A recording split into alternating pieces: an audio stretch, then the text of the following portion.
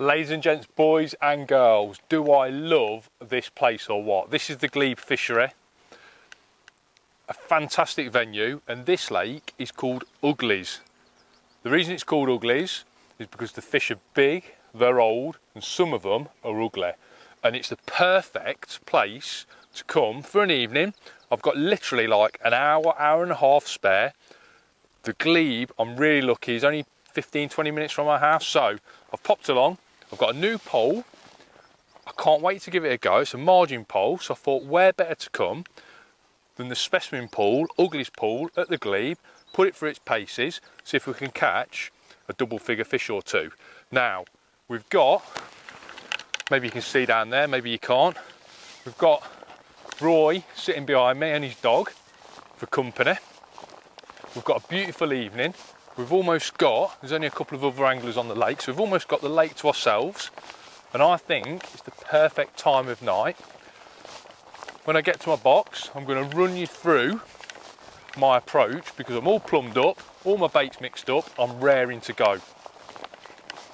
So then folks, welcome to the beautiful Uglies Lake. Now, the reason this place is called Uglies is because the fish are big and they're ugly. You know, real big, wallowy, hippo fish. I've plumbed up down the edge and I've got a swim. It's a little bit deeper than I'd like, to be honest, but for obviously real big fish, I'm not too unhappy. It's about 3.5 foot deep. I found a nice flat area. It's about 6 or 7 meters down the swim. And if I'm honest, my normal pole would probably cope with this style of fishing no problem, but I'm only fishing 6 or 7 meters out tonight. No need to risk blowing up an expensive pole. I've just literally got that new margin pole that I've been sent. I'm going to give it a go. Let's see if it's up to the job. Let me just talk through my feeding strategy because I want to put some bait in and start fresh before I talk about the rig itself. So, we're late in the session, well, late in the day now. A lot of people have packed up, gone home, and we all know what happens when you chuck your bait in at the end of a session. Those fish love that free food. And quite often, at the end of the session, you're chucking quite a bit of bait in. Those fish come in, tails up, and they're eating all that bait. They're never going to get caught. What I'm going to do is try and replicate that situation. So, my bait menu tonight, really simple. I've got some ground bait. I've mixed it before I've got here, so it's nice and heavy. It's got plenty of water in it. And that is a bag of Swim Stim Method Feeder. It's the pink bag from Dynamite. It's a real all-round ground bait, and it's just got a touch of marine halibut in there. That marine halibut just adds like an oil content or a meat content to the mix, and I think once the water gets warm, adding that oily sort of meaty content to the ground bait, just that extra protein you could say, is a real winner for big fish especially. So that is going to be my feed. Nice and heavy. I've still put it through a riddle though. I want fine bits to go to the bottom. I don't want it to clag up in stodgy lumps. Hook bait and a bit of feed. Dead maggots, a fantastic bait. I'll be fishing those in bunches on the hook, but also feeding a few as well. Just obviously got some maggots left over from the weekend, and I've just put them in water so they don't come round. But for big fish, my #1 bait when I'm feeding ground bait are these beauties, worms. 2 of those on a big hook. You can lay a little bit of line on the bottom. Big old fish comes in, slurps the lot up. You know, it's a brilliant way of catching big fish, a really simple way as well. And I think worms are sometimes forgotten when you're targeting fish for new baits, you know, pellets, corn, meat, boilies, all those sort of baits. Quite often people forget about using worms, but trust me, even on this venue here, I've caught loads of fish by fishing in exactly this way. Feeding ground bait, fishing worms on the hook. Right, I want to get some bait in. Like I said, I'm going to replicate that sort of packing up scenario. So I'm not going to be shy with the bait. I'm going to put in 2 big potfuls of bait in the margin that I've plumbed up in. Now, I want to be reasonably accurate with this, but at the same time, I want to make a little bit of noise when I do it. So I'm just going to drop it in with a bit of a height, just so there's a bit of splash. After all, when you chuck your bait in after a session, quite often you'll make a little bit of splash when you're chucking it in. The fish associate that with a free meal. On that second pot of bait, I'm going to put in a few maggots as well. Just obviously a hook bait taste there. Now, you might have seen the last video that I shot at Lakeview, where we were feeding really, really frugally. Not a lot of bait whatsoever. And we're doing totally the opposite today. And that is purely because the water's a little bit warmer, and at Lakeview we were fishing for fish that were sort of like within a metre of our fishing position, or wherever we were targeting. So we didn't need a lot of bait to attract the fish into the area. All we needed to do is catch those fish that were in the area. This particular lake is quite open water. We need to pull those fish in. Those fish might be sitting sort of like 20, 30 metres out. We've got the dog here, and we need to pull those fish in into that area. Those big fish, they want feeding as well. It's late in the evening, they want feeding, they want some bait. Like I say, this feeding strategy is really good for that. Now, rig-wise, let's talk about the rig. I'm using a Malman Rube, and this is one that I've actually got Gaz Malman to put a thicker bristle in. So it's a 2.5mm bristle. Like I say, nice big bristle to boss that nice big bait that we're using. We're using big hook baits today for big fish, so I want a nice big thick bristle that's not going to get towed around with line bites or moved along, and it's going to sit there perfectly every single time. It's a 4x14s float, and the reason I'm using a 4x14s is because I want the bait to be still on the bottom. I want that bait to sit there and wait for a big fish to come and slurp it along. I don't want it to be moving around in the water. Shotting, really simple. I've just got a bulk of number 9s just above an 8-inch hook length. Now, the main line is 0.20, the hook length is 0.18. I've got a size 10 hook on, and through the phantom kit of this margin pole, I've got a really strong hollow elastic. This is, I think it's a Crimson, I'm going to say, reactor core, and it's rated 20 to 24. Now, that might seem extreme, but it's pretty soft on the strike, it powers up quite quick, and these fish, after all, are pretty big fish. I expect to be using the puller bung because we'll have a lot of elastic out. Hopefully we can gain control of these fish when we hook one. Let's see if we can get a bite. So I'm hoping that bait's nice and settled on the bottom now. Maybe there's a couple of fish that have come to inspect what's going on.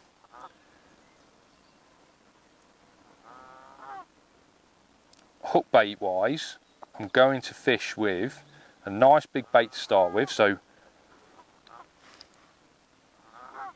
5 or 6 dead maggots. That looks good to me.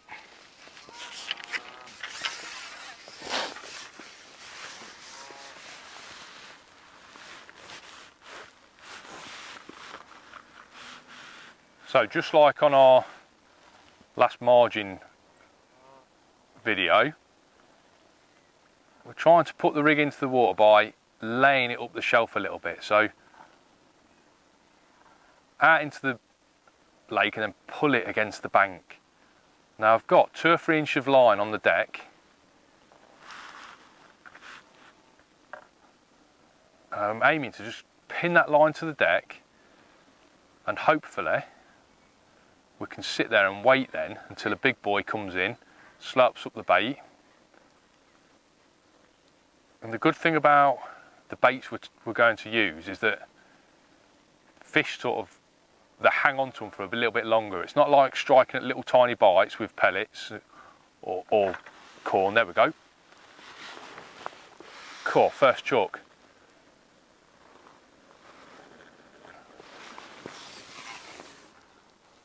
I say, it's not like striking at little bites. When these fish want the bait, they have it. And he is off.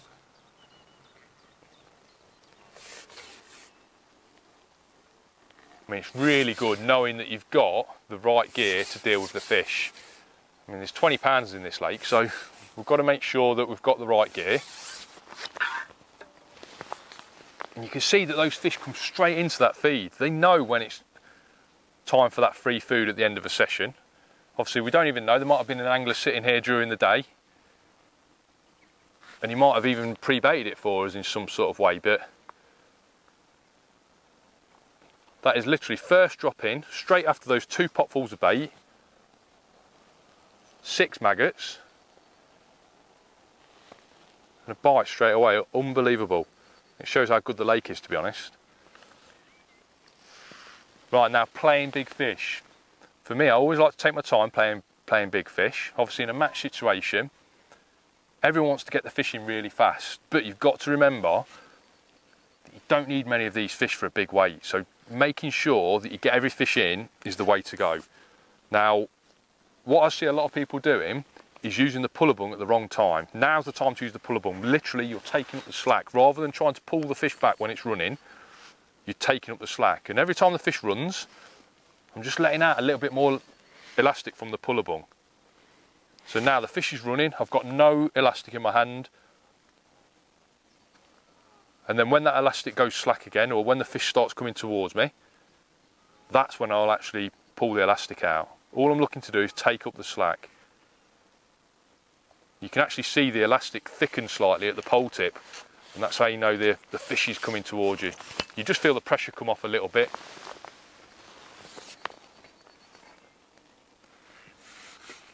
Nice big landing net.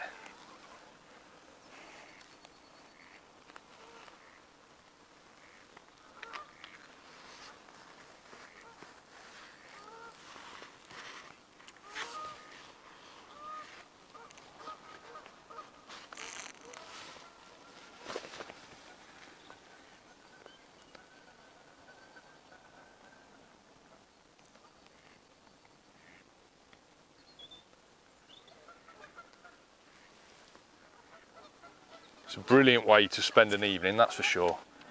Bit of spare bait, bag of ground bait, a few maggots and a few worms. And I remember, oh, here he comes. Oh, he is a big fish. Oh, he's a big old fish.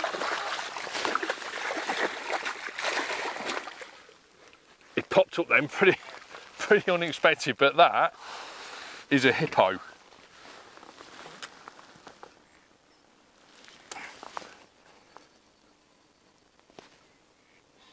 I was just talking about an Ivan Marks Memorial match that I won using this exact same tactics. I had over £200 on one of the other lakes. A brilliant day's fishing. Cool. I think we've caught our first double figure fish, but this fish in here, twice the size of that. Beautiful fish, look how old he is. Nice old dark fish. He's ate a few pellets in his time, that guy. Now there's no point using a keep net for tonight. We're going to put every fish back, but that is a beautiful fish. Absolutely stunning. And what a result, first drop in. There we go, mate. And now, simply a case, repeating the process. I'm going to try and catch another couple of fish, and then I'll touch base with you and tell you how the session is going on. One of the downsides, and it is the only downside of this tactic, is you've got to get your timings right. So there's no point fishing this method early on in a session or early on in the day, because the fish aren't ready to come in the margins yet. All you're going to do is end up with a swim full of ground bait. Silverfish are going to come in your swim. The odd carp might come in and swirl on the bait because he's not ready to settle. He's going to scatter that ground bait because it's a light bait. It's going to scatter over your peg, and then by the time you come to fish that area of your swim later on, you're just going to have a peg full of ground bait. You're not going to be able to pinpoint those fish. So I always find this method works for sort of like an hour, 2 hours of the match, and then you lose control of the swim and you might have to start a new swim somewhere else. So it's important that you fish this method at the right time, and obviously an evening session is the perfect time to capitalise on those fish coming into the edge. I mean, we've had a brilliant start. We've had a fish that's slightly smaller than that first one as well. There's obviously a few fish knocking around. Maggots have been the only bait I've put on the hook so far.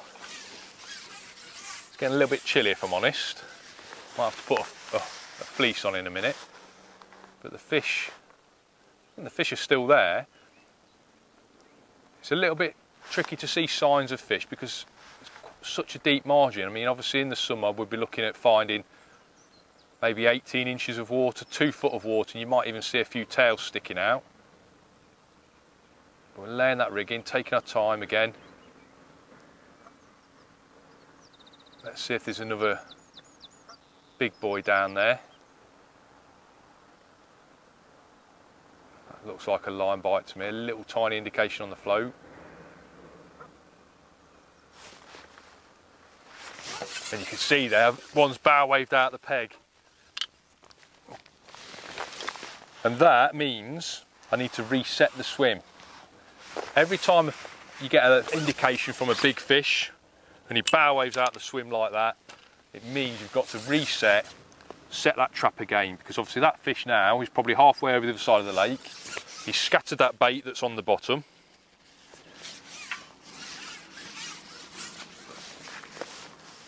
And just the trap, and you know I love to set a trap, the trap has been sprung. So just get a feeling we don't need to feed as much bait going forward as we have done initially. So that was just sort of a third of a pot of bait, a few maggots, a few dead maggots in there.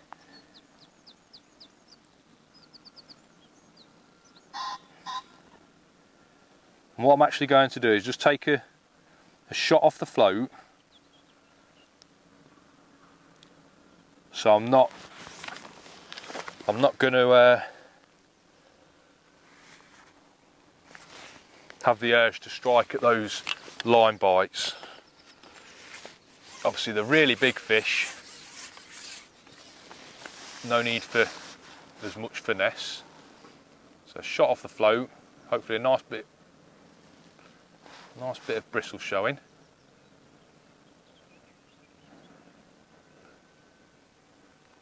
This is all about getting everything spot on, because each fish is worth a lot, especially in a match situation. And also, if you're just coming out for a pleasure session, you know, next drop in could be the fish of a lifetime for a lot of people. So if you can set the trap correctly and make sure everything's right, there we go. Oh, he wanted that. Float zoomed under. So if you set the trap correctly, make sure everything's right.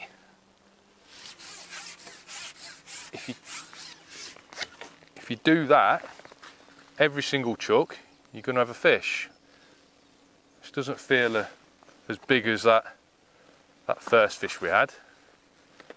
I mean, we are on strong gear, so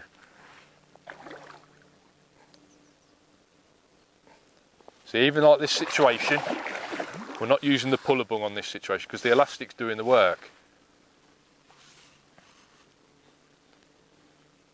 The last thing you want to be doing is playing fish on bowstring tight elastics, stripping all that elastic out the base, and then there's no give at the top for if a fish does make that last minute lunge or it shakes its head. There you go, probably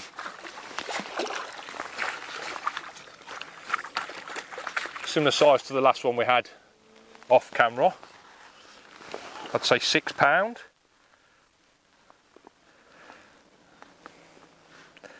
We'll hold him up because he's a nice conditioned fish.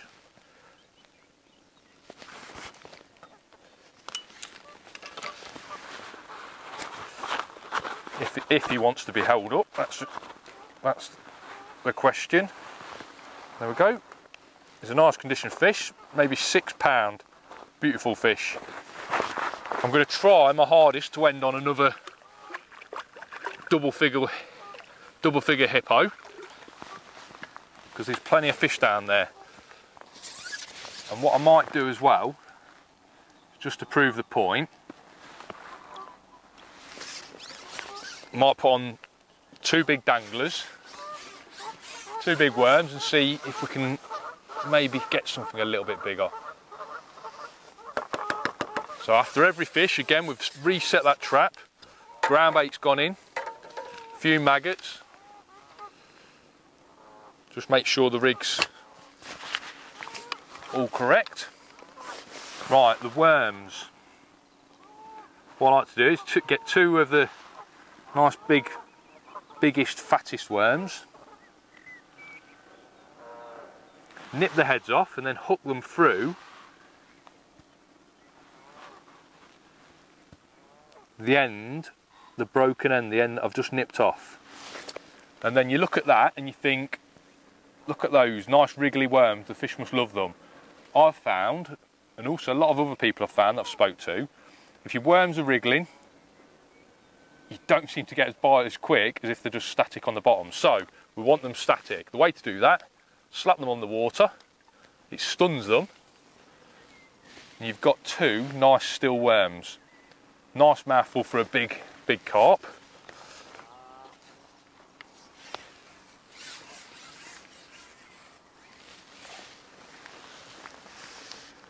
It's a nice big bait, that is. Nothing more natural than a couple of big worms.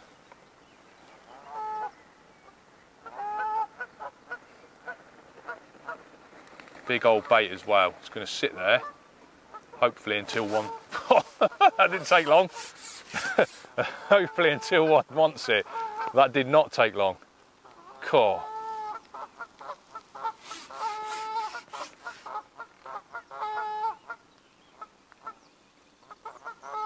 Oh, what a lake. I'm not too sure whether this fish knows, well, I don't think he's woke up yet. He's a bit of a nodder, which usually means they're quite big fish. I might be able to get this in the net before he even knows what to do.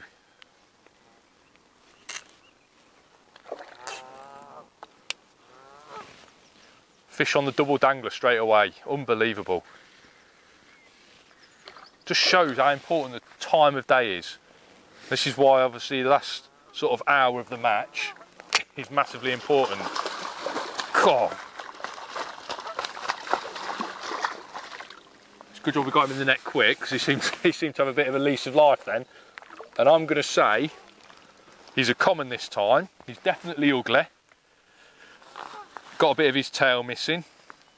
Hooked perfectly in the top lip. And I'm going to say he is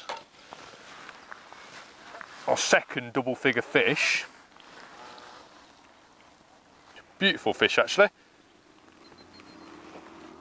We've had a mirror now and a common. He's probably 11, 12 pound. Stunning fish. He's as long as my arm, look. Probably a bit longer. What a fantastic little short evening session. God, he's heavy.